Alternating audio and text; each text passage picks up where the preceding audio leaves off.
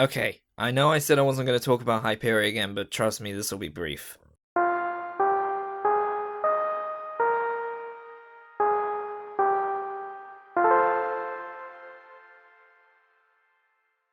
Earlier this year, Hyperia released after some technical delays to rave reviews. Thought Park was going all out, but around that time, on the roundabout just outside of it that I had to go around hundreds of times to practice for my driving test in Chertsey, I passed by the way, there was a vehicle driving round with a message on the side. A message from Pleasure Beach. Alright, I've just started the script writing for this new video. I need to look up this truck thing that Pleasure Beach has. Pleasure Beach, Thor, Park, 1 foot tour. Yeah, this is what I'm talking about. What the f*** is this? Anyway, Pleasure Beach hired someone to advertise this thing, saying that it was petty of Thorpe Park to beat the UK height record by only 1 foot. But I know, and you probably know too, that for as much as we love Pleasure Beach, they are full of shit, and they know it. Thorpe Park claims that Hyperia is 236 feet, and going on to Coasterpedia, yeah, that checks out. Pleasure Beach claims that the big one is 235 feet, but going on to Coasterpedia, that doesn't check out. It's actually 213 feet. But Pleasure Beach calls it 235 feet because they're measuring from sea level. It's wrong, they know they're wrong, and that's that. I mean, think about it. If all rides were measured from sea level, the tallest ride in the world would probably be something like Defiance in Colorado. Oh, and also Hyperia would be hundreds of feet taller than the big one. Now, you're probably thinking to yourself, "Pie bro, I keep up with British roller coaster news. I know this like the back of my hand. Why are you talking about this? And why are you reading my thoughts? I didn't consent to that." Well, my friend, this whole endeavor has sent me down a rabbit hole that I have since never come out of. How is roller coaster height truly measured?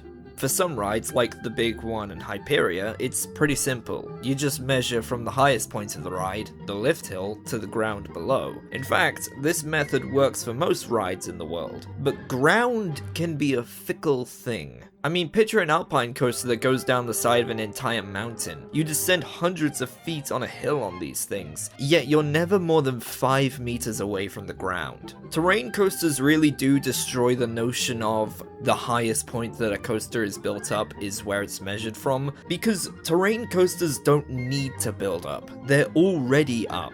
Okay, so maybe the height can be measured from the highest point to the lowest point, regardless of terrain. The lowest point is usually the bottom of the first drop, and if it isn't, I mean, logically it would count, because it's the highest point to the lowest point. But how would you measure that? Like, for example, the big one, the real height of it is 213 feet, and it's measured from how high the top of the lift hill is from the ground. But like, you have this tunnel right before the end you go through. Like, it's literally right before the final brake run. And I'm wondering if this is lower down than the bottom of the first drop. So maybe the height is measured from those 2 points. You know what, let's throw in another example to make things more complicated. Here's a simple question. How tall is Nemesis? Well, according to Coasterpedia, its height is 13 meters, or just shy of 43 feet. Now, my question is, where is it measuring from? The loop? The corkscrew? It probably isn't the top of the lift hill, even though the top of the lift hill has to be the highest point of the ride, otherwise the ride wouldn't f***ing work, now would it? I was discussing the competition of roller coaster manufacturers in the last video, and now I sound like a schizo. Planet Coaster doesn't measure the height between your ride and the ground, because they aren't coded to.